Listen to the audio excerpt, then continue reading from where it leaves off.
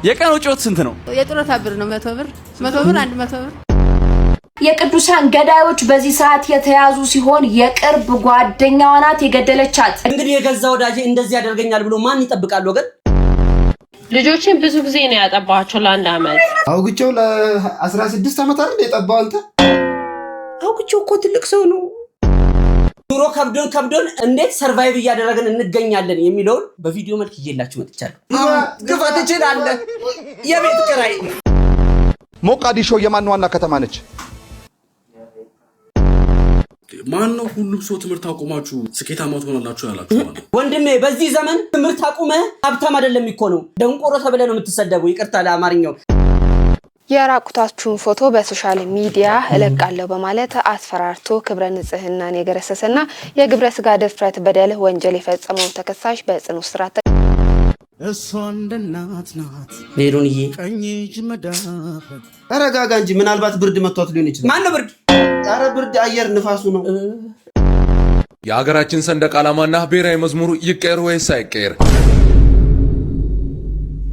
አረባክ ቪዲዮ ጀምሯል። ሰላም ብለናል። እጅ ነስተናል። ለክብሮታችን ካንገታችን ጎንበስ ብለናል። አጀብ ከሚያሰኙ ቪዲዮዎች አጅግ ጋር ተከስተናል። ከቪዲዮቹ ጋር ነው ወንድማችሁ ተሙን ጉዜ እንዲሁም ከካሜራ በስተጀርባ ከሩሩነት ንሱ አጣፍቶ ከሽኖ እንዲሁም ቀምሮ ቢያቀርብላችሁ ደስ የገስላው ወዬ የማር ወለላው አንድ ላይ በመሆን ነው። እንኳን ደህና መጣችሁ ወደ ታወለ ጨዋታ እንዲሁ ወደ ቁም ነገሩ ቤት። እዚህ ቤት ስትመጡ ካሽ ገንዘብ አንፈልግም፣ ምንም አይነት ነገር አንፈልግም። እኛ የምንፈልገው ሰብስክራይብ በተኑ መጫናችሁን እንዳትረሱ። የደወል ምልክቷን ኖቲፊኬሽን እንዲደርሳችሁ ነገ ላይ የላይክ ምልክቷን ደግሞ ለኛ ለመበረታቻ እንዲሁም ቪዲዮ ሌላ ቦታ እንዲደርስ ወዳጅ ዘመድ ጓደኞቻችሁ እንዲዝናኑ በፈታ እንዲሉበት እንዲማሩበት ላይክ አድርጉ። ሀገር ውስጥ የምትገኙ ኢትዮጵያውያን ያቺን ነገር ማብራታችሁን እንዳትረሱ። ሀሳብ አስተያየት እንድትሰጡበት ኮሜንት ሴክሽኑን ክፍት አድርገናል። በዛሬው ዕለት ልደቷን የምታከብረው እንቋ ልጃችን ሀሴት ዳንኤል ፍቅር እንኳን ተወለድሽልን እድግ በይልን ሃፒ በርዝዴ በሉልን። ቪዲዮ ላይክ እያደረጋችሁ ዳይ ወደ ቪዲዮ ስሞት ማለበት ባብለሽ የቀን ወጪዎት ስንት ነው? ምን የጡረታ ብር ነው 100 ብር 100 ብር 100 ብር 100 ብር። የቀን ወጪ ስንት ነው? እኔ ደሞዜ ትክክለኛ ደሞዜ ልንገር አላፍርበትም 17000 ብር ነው የማገኘው በወር። በቀን ወጪ ስንት ነው? አይ በቀን ወጪ የሚባል የለም። ምን በቃ ይሄንን ወስጄ ለሚስቴ ነው የምሰጠው። ሚስቴ ሁሉ ነገር ጨራርሳ ቀን ግፋ ካለ አንድ 400 300 አወጣለሁ። ቤተሰብ ልጆች ያሉ። የወር ገቢው ስንት ነው? 2000 በወር 2000 ብር ካገኙ እንዴት ነው በቀን 400 ብር የሚያወጡት? እና ምን ላድርገው? በቃ ደረቅ ነገር ሌላ ነገር እየሰሩ ያው ምን እንታዘዝ? ሎፍቲ ኢንተርቴይንመንት ከባድ ኢንተርቴይንመንት ነው። የቀን ወጪ ስንት ነው? የቀን ወጪ እንኳን አይገመትም። በልጆች ጋር ከሆነ እስከ 2000። በወር ምን ያህል ብር ትሰራለህ? በወር ያው እግዚአብሔር የፈቀደውን ትሰራለህ። እስከ 5ም 10000 በቀን 2000 ብር እያወጣ 10000 ብር በወር እያገኘህ እንዴት ነው? ምንም ጣጣ የለውም። በነገራችን ላይ አሁን ላይ የሰው ልጅ እየኖረበት ያለው ጥበብ በጣም የሚያስገርም ነው። አስማት ይባላል። እንግዲህ ወራዊ ገቢ 5000 ብር ሆኖ የቀን ወጪ 2000 ብር ከሆነ ወንድም አለም እንዳንተ አይነት ማጂሽያን ማንም የለም እመነኝ። ለምንድነው ከፍላችሁ በቴሌቪዥን አስማት የምታዩት? ይሄው አለ አይደል እንዴ አስማት? አሁን ላይ ሶሻል ሚዲያ ላይ መጣችሁ አላችኋል እንደኔ ዊን የምትሉ ሴቶቻችንና ወንድሞቻችን የቀን ወጪያችሁ ስንት ነው ሲባል ጓደኞቼ ጋር ምግብ ከበላው እና ትንሽ ወጥቼ ሻይ ቡና ካልኩኝ እስከ 25-30 ሺህ ብር የምትሉ የሰውየውን ያመት ወጪ በአንድ ጠረጴዛ ማን ላይ ነው ሾው የምታደርጉት? ቆይ እናንተ እንደዚህ አይነት እናት አባት በሚኖሩበት ሀገር ላይ 40 ሺህ ነው ያወጣሁት እንትን ስቴክ እኮ 8 ሺህ ብር ነው 10 ሺህ ብር ነው የምትሉልኝ አላችሁ። ማን ላይ ነው ቁልጭ የምትሉት? እንዲህ ደረቅ ነገር ነው በልተን የምናድረው ለሚሉ እናቶች ነው። በነገራችን ላይ ይሄን ስል አንድ ቪዲዮ ላጋራችሁ። እነኚህ ልጆች የኔ ናቸው። ከቀን በኋላ ነው የታመሙብኝ። በእግራቸው የትም ተዋሉ ወዲያ ከቀን በኋላ ይኸው እንዲሆነውብኝ መሄድ አይችሉም። እግዚአብሔር ይመስገን እድሜያቸውን አቆይቶልኛል። አሁን ጸበል ቦታም 2 ዓመት ተቀምጬ ከዛም ከተመለስኩ ትምህርት ቤት ገባን። ከዘንድሮ ከ8 ወደ 9 ዞረውልኛል። እኔም ያው አቅምም እያጣሁ ጤናም እያጣሁ እስከ ዛሬ ድረስ ደግፊያቸዋለሁ። አሁን ስላቃተኝ ስንታየው የሚባል አዲስ አበባ ላይ ነበረ። እዛ ጸበል ቦታ አይቶኝ ምንም አይደለም። አንዳንዴ በአመት 2-3 ለኪራይ ቤት ይልክልኛል። እግዚአብሔር ይመስገን፣ እግዚአብሔር ይክፈለው። እኔ ምንም አይደለም። ጸበል ቦታ በአይኑ ስላየኝ ያስብልኛል፣ ያዝንልኛል። ፈጣሪ ያስበው እና እንደሱ ያለ በጎ አድራጊ ካለ ቢረዳኝ ፍላጎት አለኝ እላለሁ። በክብር እጠይቃለሁ። በጎ አድራጊ በየቦታው አለ እና ቼሉን የማሳስበው የውጪ የምታየዋት እናታችን ናት። እሷ ነች ከኛ ጋር የምትቸገረው የምታስተምረን እሷ ነች። ብቻዋን ነው የምታስተዳድረን። 2 ሰው ማኖር በጣም ይከብዳል። አሁን እሷም አቅመ ደካማ ነች። በዚህ ላይ ጤናም የላት። አባታችንም ከህይወት ካለፈ 16 ዓመቱ ነው። ይኸው ብቻዋን ነው እኛን የምታኖረን። ይኸው የምታዩት እናታችን ናት። አባታችን ከሞተ 16 ዓመቱ ነው። እሷን የምታስተምረው እሷን የከፋ ተሰቃየው እሷን የምታስተምረው አቅመ ደካማ ነች። እንግዲህ ይሄ ቪዲዮ ለኔ በውስጥ ነው የተላከልን። እባክህን ሚረዳን ሰው ካለ እባክህን ተሙዬ አገናኘን ብለውን ነው። አንድ እናት 2 የታመሙ ልጆችን ይዘው እስከዛሬ ድረስ ባላቸው አቅም አኑረዋል። አባት የለም፣ እናት ብቻቸውን እየለፉ ነው። አቅም ያላችሁ ሰዎች፣ ማገዝ የምትፈልጉ ሰዎች ስልክ ቁጥራቸው ከስር አለ። የባንክ አካውንታቸው ስንቄ ባንክ ነው። ይሄው ከስር አስቀምጬላችኋለሁ። ማግኘት እፈልጋለሁ ተሙዬ ማናገር እፈልጋለሁ የምትሉ ሰዎች ካላችሁ እኔም በውስጥ ማውራት ትችላላችሁ። እናም በኔ ስም እባካችሁ እንድታግዟቸው ስል እለምናችኋለሁ። ኦኬ የኔ ወድቆ ነበር። የኔም ወድቋል እኮ በእንትን ነው የሚነሳው፣ በካራንክሪ ነው የሚነሳው። ካራንክሪት መኪናው ችግር የለውም ግን ወደቃ አልወደቃም እንትን they are okay አበሻ ስለሆነ they are okay. they not educated more እንደዛ አይነት ነገር ላይ Why made you think he's okay? ስለጡት አውሩማ ካላወራ ቢቱን ማሰራው ስለጡት ማውራት አለበት እኮ የኔ ባል ነገርኩት የሆነ እድሜ ጋር አጠባለሁኝ ሳደግ የሆነ ቦታ ስደርስ ጡቴን ታሰራዋለሁ አልኩኝ። ልጆቼ በጣም like ጡቴን trying to be like መጥፎ ነገር መጥፎ አይደለም። ልጆችን ብዙ ጊዜ ነው ያጠባቸው ለአንድ አመት። አንድ አመት ረጅም ነው ላንቺ እና ለዚህ ጠባና እንትን ወደፊት አውግቸው ለ16 አመት አይደል የጠባው አንተ? አውግቸው እኮ ትልቅ ሰው ነው። 16 ደግሞ አይደለም መሀል ላይ አቋርጦ ድጋሚ ሊጀምረው ባይሆን የሰው ፋይል አታውጣ። እሺ ነው እኔ እኮ በገላሽ አልከራከርሽም። ለምከዱ something about me እኔ I'm a little different person ነኝ። ራሴን ከሌላ ሰው ጋር አላገናኝም። I'm a little different person የሰው ልጅ ምርጫ ብቻ ሳይሆን የምትነግሪኝ አንቺ ይሆናል መሆን አለበት የምትይኝ ነገር ከእንደዚህ ከባህል ጋር አሮሃ ባህል የለኝም። እኔ አሮሃ ባህል የለኝም። ሃይማኖት ነው ያለኝ እንጂ ባህል የለኝም። ስለዚህ አላያይዞም ከሰዎች ጋር ከኑሮ ጋር ከላይፍ ጋር አላያይዞም። የራሴን ነው ማወራሽ። አንቺ ደግሞ የሚመስልሽን አውሪ። ኦፕንኝ። እሺ እንግዲህ እህቶቻችን በላይቭ ስትሪም ላይ እንደዚህ እየተሟገቱ የሚገኙበት ትልቁ ርዕሳቸው ምንድነው? የሀገር ራስ ምታትም ነው። በነገራችን ላይ እንዲሰመርበት ስለምፈልግ ነው። የሀበሻ ወንዶች የተሰራ ጡት ይወዳሉ ወይስ አይወዱም? የተሰራ ስትል ጉንጉን ነው አምፖሎ ግልጽ አድርግልን እንጂ ሰርጀሪ ሰንድሮ እንትኑ የተለመደው ነው የሚበያየደው ነገር የለም። እኔ እንደው ይቅርታ ለአነጋገሪ እንግዲህ ባሎች ምን ያደርግላችኋል? ጡቱ እንደው ለልጅ ከሆነ ከተወለደ በኋላ ልጁ እርግጥ መጥባት አለበት። እህል የሚያገኘው በዛ መንገድ ነው። ሰውን አታፍን። ምን አገባ አንተ ባልሆነህ ታውቃለህ? አታውቅም አይደለም እንዴ? አንተ ባሁን ባል ብትሆን ምን ያደርግልሃል? ግሴ ሆኜ አላውቅማ። ብትሆንሽ እድሉን ሰጠው ሆኜ እናገራለሁ። ሳትሆን ታወራለህ እንዴ? የሰውን ድምፅ ለምን ታፍናለህ? አንተ ስለ ጡት ሲነሳ ለምንድን ነው እንደዚህ ተከተረ ብታወራኝ? ሌላ ስራ የለ? እሺ ቆይ ቁጭ ብዬ ላውራ። በቃ ሀሳባችሁ እስቲ ኮመንት ላይ ጻፉልኝ። አሁን ላይ ኑሮ ከብዶን እንዴት ሰርቫይቭ እያደረግን እንገኛለን የሚለውን በቪዲዮ መልክ ይዤላችሁ መጥቻለሁ። ዋጌ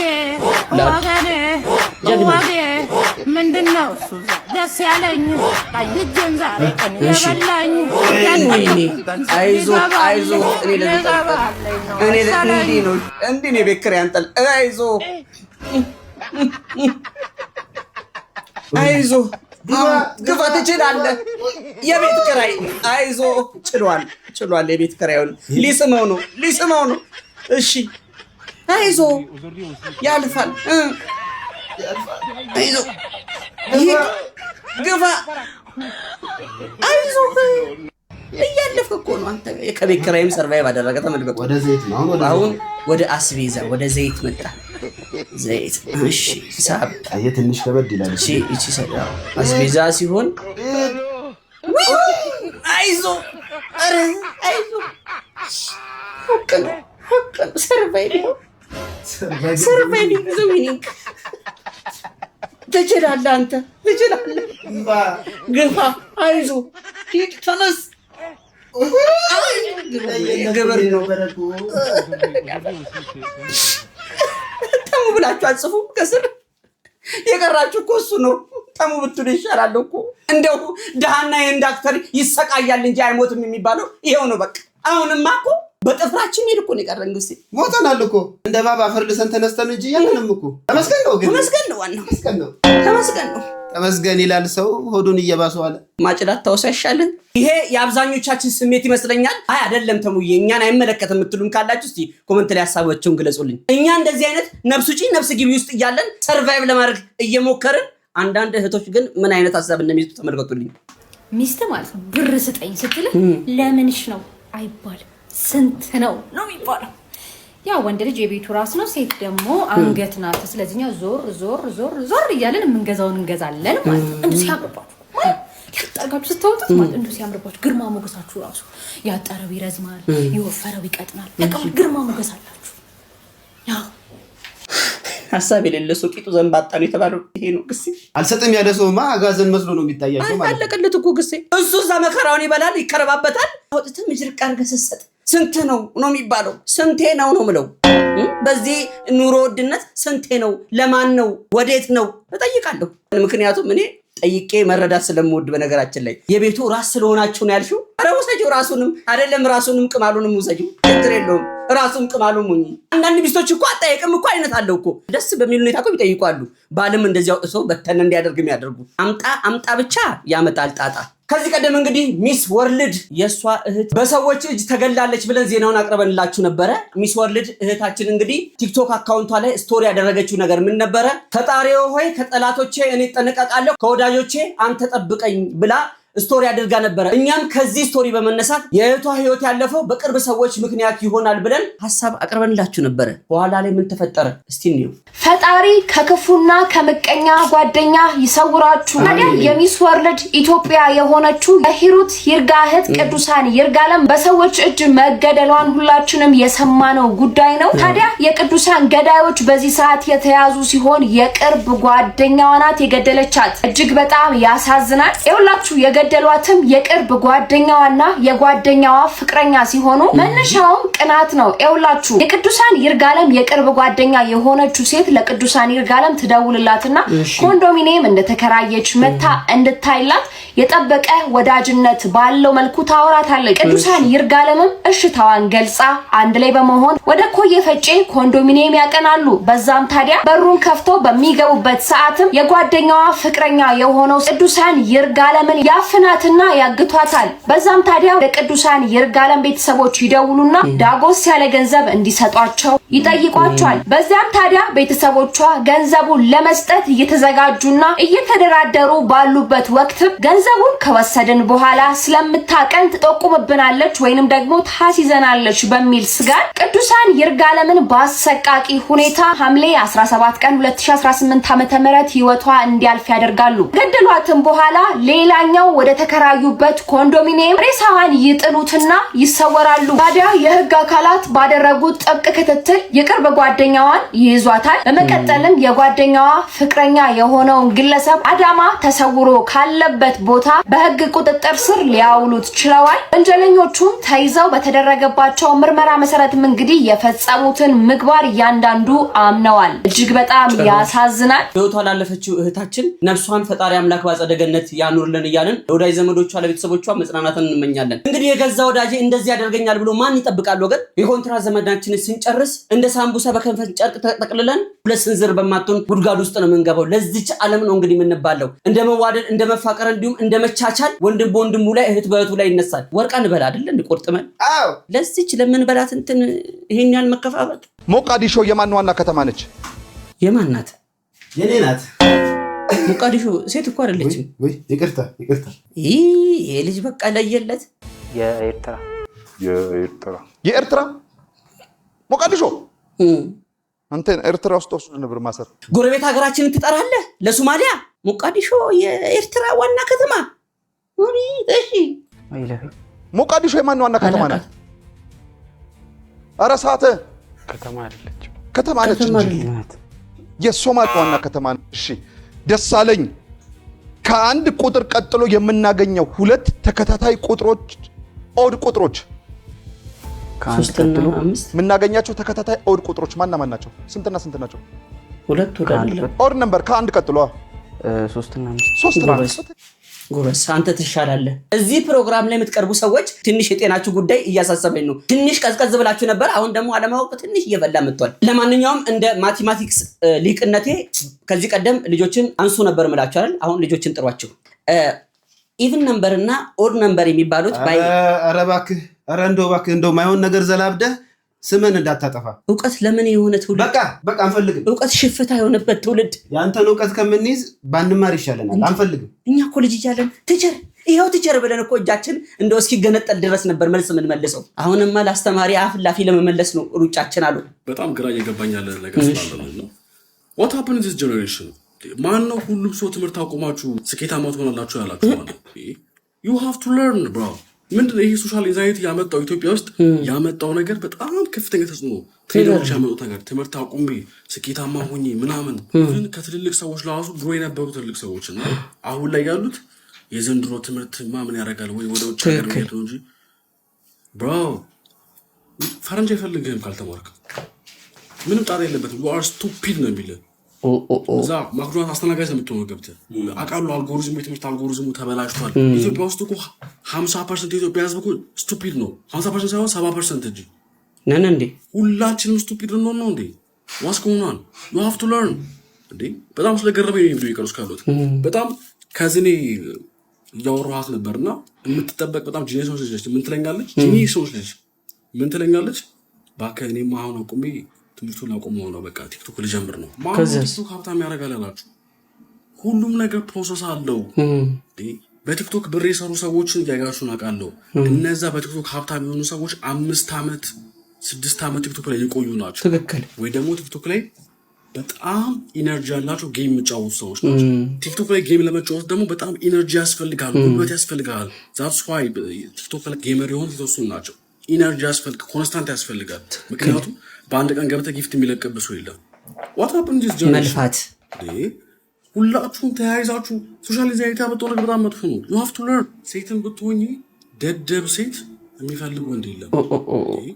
ምክንያቱም አንቺን ይዞሽ እኮ ጓደኞቹ ጋር ይዞሽ ይሄዳል፣ ቤተሰቦቹ ጋር ይዞሽ ይሄዳል። ትምህርትሽን እውቀትሽ የሚፈትኑ ነገሮች ሞመንቶች አሉ። በዛ ሰዓት ማንም ሀይም ሴት አይፈልግም። in this time in 2026 you have to learn ተማሮች እግዚአብሔርን ፎከስ ማድረግ አለባችሁ። እንደው እድሜ ይስጥህ ወንድሜ። ከተናገራቸው ንግግሮች መካከል ትንሽ ከበድ የሚሉ ስድብ ነክ ነገሮች አሉ። ነገር ግን እኛ የሚጠቅመንን እንውሰድ አይደል ግዜ? ወንድሜ በዚህ ዘመን ትምህርት አቁመህ ሀብታም አይደለም የሚኮነው ደንቆሮ ተብለህ ነው የምትሰደበው። ይቅርታ ለአማርኛው። ሶሻል ሚዲያ ላይ ለመስራት ገንዘብን ስላፈሰስክ ብቻ ደግሞ ሶሻል ሚዲያ ላይ ታዋቂና ሀብታም ትሆናለህ ማለት አይደለም። ለሱም እውቀት ያስፈልጋል፣ አልጎሪዝሙን መረዳት ያስፈልጋል። ሶሻል ሚዲያን ካወቅነው እንደው 1-5 ምናምን ዓመት ቢሆን ነው 5-6 ዓመት ጊዜ ነው ያመጣው። ጊዜ ይዞት ይሄዳል። በቃ እውቀት ነው ይቀመጣል። ከቻልክ እየተማርክ መስራትን እንዳዘነጋ። ሁሉም ሰው ቲክቶከር፣ ሁሉም ሰው ሶሻል ሚዲያ ኢንፍሉዌንሰር ሆነ ይቻላል እንዴ? ዶክተር ያስፈልገናል እኮ ኢንጂነር ያስፈልገናል። በዚህ ምክንያት እኮ ነው ጥሩ ባለሙያዎችን እያጣን የመጣ ነው። የራቁታችሁን ፎቶ በሶሻል ሚዲያ እለቃለሁ በማለት አስፈራርቶ ክብረ ንጽህናን የገረሰሰና የግብረ ስጋ ድፍረት በደል ወንጀል የፈጸመው ተከሳሽ በጽኑ እስራት ተቀጣ። በፌዴራል መጀመሪያ ፍርድ ቤት ልደታ ምድብ 7ኛ ወንጀል ችሎት የቀረበው ተከሳሽ ጸጌ ሲሳይ ስዩም እንቁላል ፋብሪካ ይገዙ ሜዳ ተብሎ በሚጠራው መኖሪያ ቤቱ የ14 ዓመት እድሜ ያላቸው የግል ተበዳዮችን ላስጠናችሁ በማለት ለቱ ልጅ በማስጠራት በ2018 ዓ.ም ያስገድዶ መድፈር ወንጀል ስለፈጸመባቸው በአቃቤ ሕግ ክስ ተመስርቶበታል። ተከሳሽ ግንቦት 30 ቀን 2018 ዓ.ም በግምት ከቀኑ 10 ሰዓት ሲሆን በአራዳ ክፍለ ከተማ ወረዳ 04 ልዩ ቦታው እንቁላል ፋብሪካ ይገዙ ሜዳ አካባቢ በሚገኘው መኖሪያ ቤቱ ውስጥ የ14 ዓመት እድሜ ያላትን የግል ተበዳይ ላስጠናሽ ብሎ በማስጠራትና ከወንጀል ድርጊቱ በፊት ገላዋን ስትታጠብ ያነሳትን ፎቶ ፌስቡክ ላይ እለቅብሻለሁ በማለት በልጅነት አይምሮ አስፈራርቶ የግብረ ስጋ ግንኙነት የፈጸመባትና ክብረ ንጽህናዋን እንዲገረሰስ ያደረገ በመሆኑ በፈጸመው የግብረ ስጋ ድፍረት ወንጀል አቃቤ ሕግም ከሶታል። እና ታዲያኛ ላይ እሳት ቢዘንብ ይገርማቸዋል። እንደውም ከእምነት ጋር አታገናኙትና ይህን ግጥም እስቲ ስሙልኝ። አውጋለሁ ጉዳችን እያደር የበዛው ልብን ሽጠን ሆነ ልብስን የምንገዛው ደም እያፈሰስን ጌጣጌጣ በጀን አንድ ቤት ለመስራት ሀገር እየፈጀን ገዳዩን ሸልሞ ሟችን ለከሰሰ ኑር እንዴት ይመጣል ነውርን ለለበሰ። በቃ አሁን ላይ ነውራችን ክብራችን ሆኗል። እንግዲህ እቺ ለምትበሰብስ ስጋችን ብለን የሰበሰብነውን ሁሉ እዚህ ጥለነው ለምንሄደው ለዚች ፈራሽ ገላ ለዚህ ለምትሸት ገላችን ብለን የክፋትን ጥግ እንደው ገና እየታተረን እኮ ነው። ከዛም በላይ ለመሆን እየፈጠርን ነው አዳዲስ ማለት ነው። ከሰይጣን ሁሉ እየላቀን ነውና እንደው ፈጣሪ ጥሩና ደጉን ጊዜ ያምጣልን። አባቶችም ጸሎት አድርጉ፣ በየእምነታችሁ ጸሎት አድርጉ። ይሄ መልእክት ለወላጆች ነው፣ ስሙት። አንድ ቀን የልጆቻችሁን መጫወቻ ከመሬት መሰብሰብ ታቆማላችሁ። ቤቱ በጸጥታ ይሞላል። እያንዳንዱ ወላጅ ሊያስታውሰው የሚገባ አንድ እውነት አለ። ልጅነት አይመለስም። ልጆቻችን ለጥቂት ዓመታት ነው እናቴ አባቴ እያሉ ከኋላ እጃችንን ይዘው የሚከተሉት። ከዛ ግን ያድጋሉ። ስለዚህ ይሄ እድል ሳያልፋችሁ ልጆቻችሁን ዛሬውኑ እቀፏቸው፣ ፍቅር ስጧቸው፣ ትውስታ ፍጠሩላቸው። ዛሬ ጊዜ ካልሰጣችኋቸው፣ ዛሬ በስራ ቢዚ ነኝ እያላችሁ፣ ዛሬ አልቻልኩም እያላችሁ ከልጆቻችሁ ጋር ጊዜ የማታሳልፉ ከሆነና ዛሬ ትውስታ የማትፈጥሩላቸው ከሆነ ነገ ልጆቻችሁ ከእናንተ ጋር የሚመልሳቸው ነገር ምንም አይነት ትውስታ አይኖርምና ምናልባት የምታደርጉላቸው ማቴሪያሊስቲክ ቁሳቁስ የሆነው ነገር ለጊዜው ሊያስደስታቸው ይችላል። ነገር ግን ረጅም የሆነ ትውስታ ከእናንተ ጋር እንዲኖራቸውና ኮሌጅ ገብተው የራሳቸውን ስራ ይዘው ተመልሰው ከእናንተ ጋር ግንኙነት ማድረግ የሚፈልጉት ምናልባት ወላጅ ስለሆናችሁ ያንን ነገር ሊያደርጉት ይችላል። ነገር ግን ጤናማ የሆነ ግንኙነት የሚቀጥለው ዛሬ ትውስታዎችን ለልጆቻችሁ መፍጠር ስትችሉ ነው። ያ ትውስታ ደግሞ ምናልባት ከልጆቻችሁ ጋር 20-30 ደቂቃ ሙሉ ትኩረታችሁን ሰጥታችሁ አብራችሁ መጫወት፣ አብራችሁ ጊዜ ማሳለፍ የምታውቁት እውነት ነው። ነገር ግን በስራ ቢዝነት ከረሳችሁት ላስታውሳችሁ ብዬ ነው። የልጆቻችሁ እድሜ በጣም ጥቂት ነው። ዛሬውኑ ከልጆቻችሁ ጋር ትውስታዎችን መፍጠር መቻል አለባችሁ። አሁን ላይ ወላጅ ምን እያደረገ ነው? ታብሌት ይገዛል፣ ታብሌቱን ይወረውራል። ይገላገላል። ኮምፒውተር ይገዛል፣ ኮምፒውተር ይወረውራል። ሶሻል ሚዲያ ላይ ልጆች ይጣዳሉ። ልጁ ከምንው ተወልዶ ከምን እንዳደገ አይታወቅም። ስለ እናቱና ስለ አባቱ ሶሻል ሚዲያ ላይ መጥቶ እኔ ቤተሰቤን አልወዳቸውም፣ ቤተሰቤ ለኔ ምንም አላደረገም፣ ምን አድርጎልኝ ነው? ይኸውላችሁ ልጅ አደገ የሚባለው አባትና እናት ወፌ ቆመች ሲባል ነው አይገሲ እኛ እንዳደግነው ማለት ነው። ከእናት አጠገብ ቀሚስ ይዘው ሲያድጉ፣ አባት ከስራ ሲመለስ ወግ ሲያደርጉ፣ ሽታውን ጠረኑ ሲያውቁ ነው። እናት ገበያ ስትሄድ ሲያለቅሱ ወግ እኮ እሱ ነው። ወፌ ቆመች ምንላቸው እኮ የጄኔሬሽን ወጥተው እኮ ደጅ ላይ ወፍ ሊፈልጉ ይችላሉ እኮ ምንም ካለማውቃቸው የተነሳ። እውነት ነው ጊዜው የሩጫ ጊዜ ነው። ነገር ግን ያለችንም ጊዜ አብቃቅተንም ቢሆን ለልጆቻችን እንስጣቸው። ከልብ ካለቀሱም ባይገድም ኤግዛክትሊ። አለበለዚያ አተርፍ ባያ ጉዳይ ነው የምንሆነው። እሷ እንደ እናት ናት ቀኝ እጅ መዳፍ የጓዳ ቁልፍ እንደገና ሆስፒታል ናት ሚስጥሬ ናት ከታች ገበና። ቬሮኒካ አዳነ ቤሩዬ አሞታል። አሞኛል አለች እንዴ? ይሄ ታዲያ ብራስሌት ነው። ካኑላ እኮ ተዘግቶላት እኮ ነው። በቃ ተረጋጋ። እሺ ተረጋጋ። ለኔ ይሰቃልኝ። ምንም አልሆነችም፣ ደህና ናት። አሁን ተረጋጋ። ሆስፒታል እኮ ነው ያለችው። ምን ሆንሽብኝ የኔ እናት? ተረጋጋ እንጂ ምናልባት ብርድ መቷት ሊሆን ይችላል። ማነው ብርድ? ኧረ ብርድ አየር ንፋሱ ነው። ለማንኛውም ከቲክቶክ ገጿ ላይ ነው ይዤላችሁ የመጣሁት። ፈጣሪ አምላክ ጨርሶ ይማርሽ። ገንዘብ የኃጢአት ስር ነው። ለምን ቅርንጫፉም ግንዱም ቅጠሉም አንድ ላይ ኃጢአት አይሆንም እንዴ? አርጌ ነው የምወደው እና በጽድቅ ልክፈሉ የቤት ኪራዩን፣ በጽድቅ ልክፈሉ ትምህርት ቤቱን። ወይ ነገሯቸው እየዞራችሁ የኃጢአት ስር ስለሆነ አትቀበሉ፣ በነፃ አገልግሎት ስጡ በሏቸው። ካልሆነ ለምን የግንዱ ዘር በሙሉ አይሆንም? ማራጭ የለም፣ እንወዳለን። እዚህ ጋር ግድንግድዬ የሆነ ሚስ አንደርስታንዲንግ ሳይኖር አይቀርም። ግሴ አዎ ገንዘብ የኃጢአት ሁሉ ስር ነው የተባለው እኮ እኔ አይደለም ያልኩት፣ ወይ ደግሞ አንድ የመንግስት አካል አይደለም ያለው፣ ፈጣሪ ነው የተናገረው። ይሄን ነገር ለሁለት ጌቶች መገዛት አይቻልም ብሏል። አንዱ ጌታ የትኛው ነው? ፈጣሪ ዋናው። አንደኛው ሳቢ ማለት ማራኪ እንደማለት ብር ማለት ነው። ሰው ሁሉ እንዴት ነው እንደው ኃጢአቱን በራሱ ሳይዝና በተመቸው ልክ እየሰፈረ የሚገኘው? ከና ኃጢአቱን ቢሆን እወደዋለሁ አይላቪት አለች እኮ። በአሁን ዘመን የሰው ልጅ ለገንዘብ ብሎ እርስ በርስ የሚባላው፣ ወንድሙን የሚገለው፣ እህቱ ላይ የሚጨክነው፣ ለሰው የማያካፍለው፣ ስግብግብ ለሆነው ከተራበ ሰው ቀምቶ የሚበላው በገንዘብ ምክንያት እንደዚህ ስለሚኮን ነው። በላብሽ ጥረሽ ግረሽ ያመጣሽው ገንዘብ ከሆነ እንዴ ግሴ ቢዩ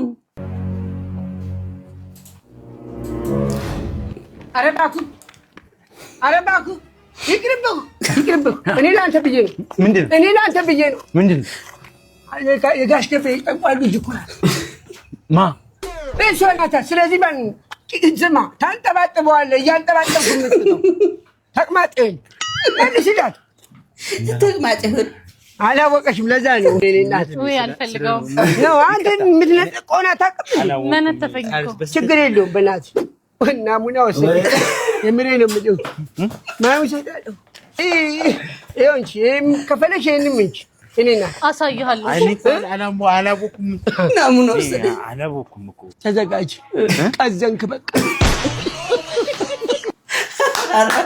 ይገርም ኮላ እንዲህ ሰውን እየመነተፉ እንደ ጨዋ ሐውልት አድርቀው የሚያስቀሩትን ነበረ እንዲያንጠባጥቡ ማድረግ የታባታቸው ጀት ያለው ወንድ ሳይሆን አልጋ የሚያነጥፍ ሳህን የሚያጥብ ወንድ ነው ማራኪ። ሐሳባችሁን በኮሜንት ጻፉ። ታዋቂዋ ተዋናይትና ድምጻይት ጄኒፈር ሎፔዝ 57ኛ ዓመት ልደቷ ላይ ባደረገችው ንግግር የግል ጀት፣ የቅንጦት መኪናና ውድ ሰዓት ያለው ወንድ ሳይሆን እኔ የምፈልገው አልጋ የሚያነጥፍልኝና ዕቃ የሚያጥብልኝን ወንድ ነው። ወንድ ልጅን ማራኪ የሚያደርገው ውድ ሰዓት፣ ዘመናዊ መኪና ወይም የግል ጀት አይደለም ስትል ተናግራለች። ጠዋት ተነስቶ አልጋ የሚያስተካክልና ማታ ደክሞሽ ሲመጣ ሳህን የሚያጥብልሽ ወንድ ነው እውነተኛ ጀግና። ትናንሽ ነገሮች ትልቅ ትርጉም አላቸው ስትልም ተናግራለች። በብልሃትን ነው እንደው ከንግግሩ የተረዳሁት ነገር ምን እንደው ታውቃላችሁ? እኔ የውጪ ዜጎች እንደ 50 ምናምን ዓመት ሲሆናቸው የሚያወሩት እንደዚህ አይነት ስለ ቺል ማድረግ ቱር ምናምን ማድረግ ነው። ኢትዮጵያ ውስጥ ያሉ እናቶች 50 ምናምን ዓመት ውስጥ ምን እንደሚያወሩ ተመልከትልኝ። ስለ እድር፣ ስለ እቁብ፣ ስለ ሶሻል ላይፍ ተጨምርበትና ስለ ሴቶች እድር፣ ጓዳ እድር ማለት ነው፣ ስለ ቤተክርስቲያን ማህበር፣ ዝክር፣ እነዚህ ነገሮች ነው በ57 ዓመታቸው የሚያወሩት። የውጪዎቹ ደግሞ ጭራሽ ስለ ወንድ ልጅ ነው የሚያወሩት። የኛ ሀገሮቹ ወጣቶቹ ሴቶች መኪና ከሌለ ባናት ተተከል ባለቤቷ ሳህን አጣቢና እንዲሁም አልጋ አንጣፊ ካልሆነላት የምትመኘው እሱን ነው። የኛ ሀገሮቹ እንግዲህ አይደለም አልጋ ማነጠፍ እሱ እንደ ዌልካም ምንጣፍ ቢነጠፍ ራሱ she don't care about anything። መኪና ማለት እኮ ከቦታ ቦታ ለመንቀሳቀስ የሚጠቅም ተራ ነገር እኮ ነው። ለምንድን ነው እንደዚህ የምትሆኑት? ግዘኝ ቅሌታ እንዴ አንተን ቅሌት ተባባሪማ አልሆንም። ኑሮ ብታወራ ነው የሚሻለው። አሁን ጄኒ ስላላት ነው ያወራችው። አንተ ምን ቤት ነህ? የዘጠናዎቹ ማስታወሻና 2018ን እስቲ ይሄንን ትውልድ ኮምፔር ኤንድ ኮንትራስት ልክ ነህ ኮምፔር ኤንድ ኮንትራስት እናደርግ እስቲ እንታዘብ። ሶፋን ፍሪ 1990 ትክክል ነው። ይሄ ሀቅ ነው። አብሮ መብላት ሞባይል ስልክ 1600 ኖኪያ 70 ትክክል። ይሄም ትክክል ነው። ቡታ ጋዝ ስሙን ማያውቃል አይደል? ስቶቭ ነው። ይሄ ታወቀ ነው። ወደ ኤሌክትሪክ ተሸጋግረናል። ቶንዶስ ነው ሲመላጫ ያባቶች ወደ ኤሌክትሪክ ተቀየረናል። ገነት ገነት ነበር።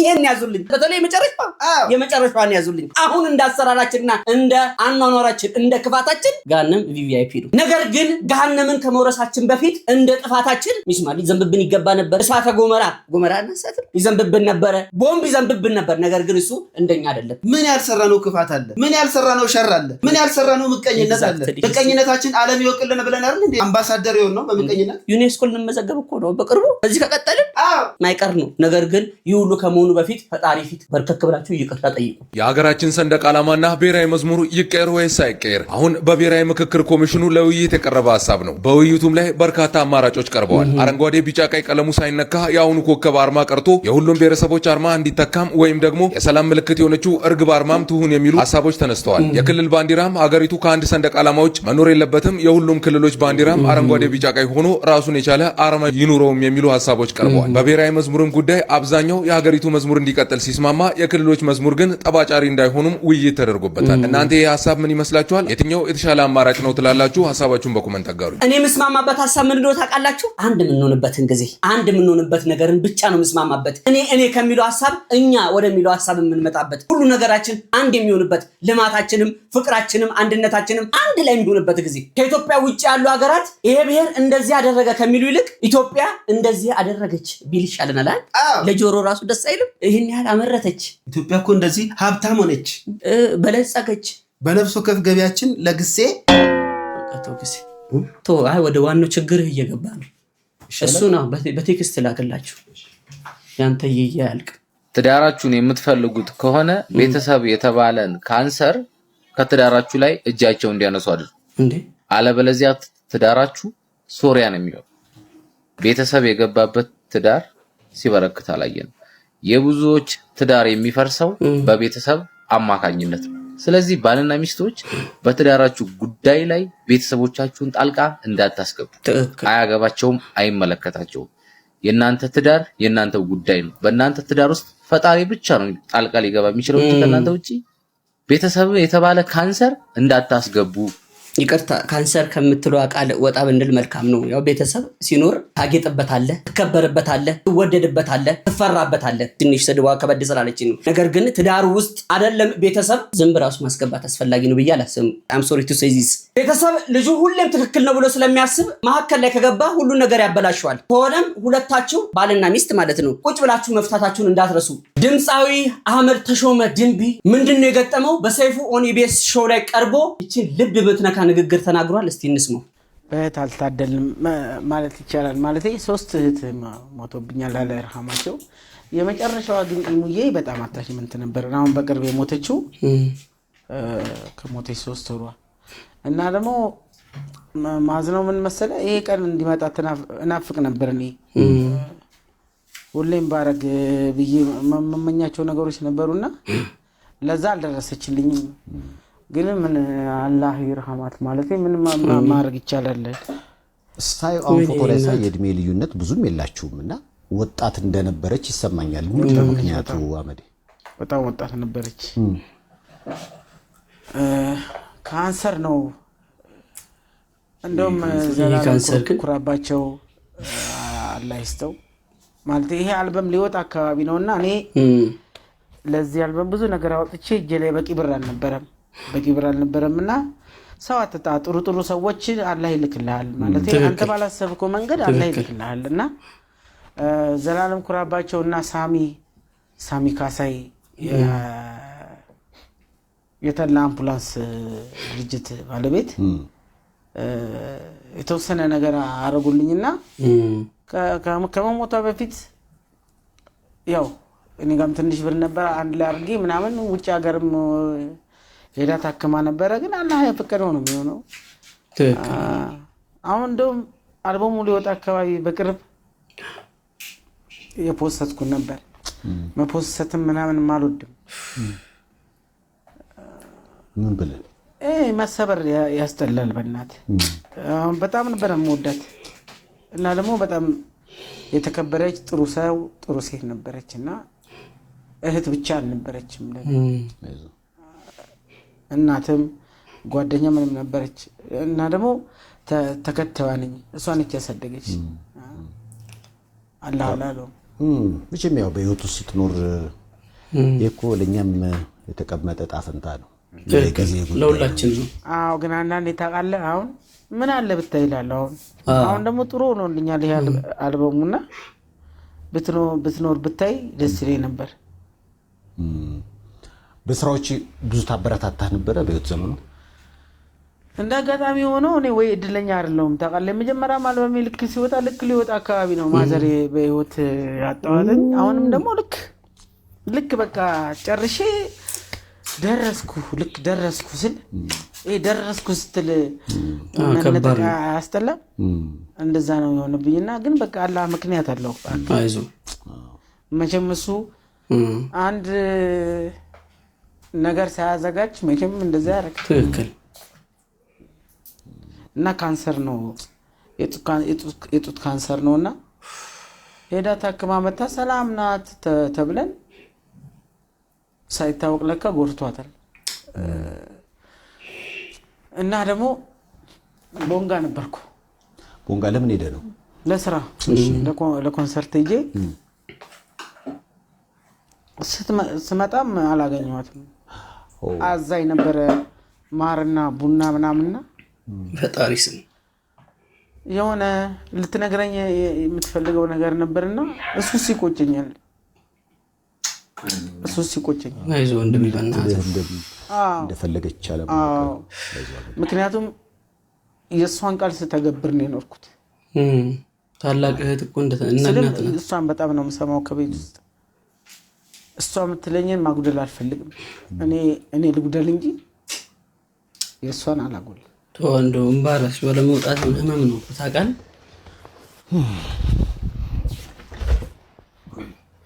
ለዞሽ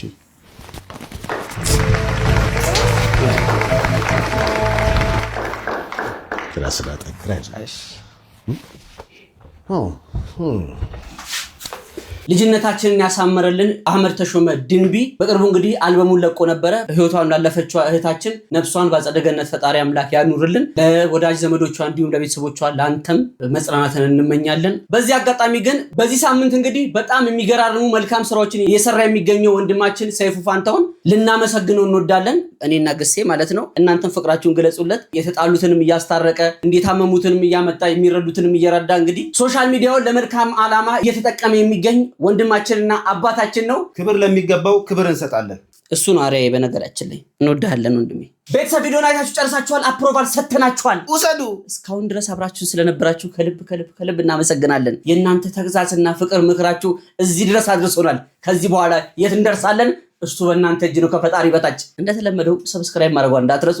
ቤቱን ይቀላቀሉ። ደውል ምልክቷን መጫናችሁ እንዳትረሱ። ኖቲፊኬሽን እንዲደርሳችሁ። እንወዳችኋለን። ቴንክ ዩ። ሲያዩ ጥሩ ሰው ነው የምትመስለው። እባክህ ዝጋ።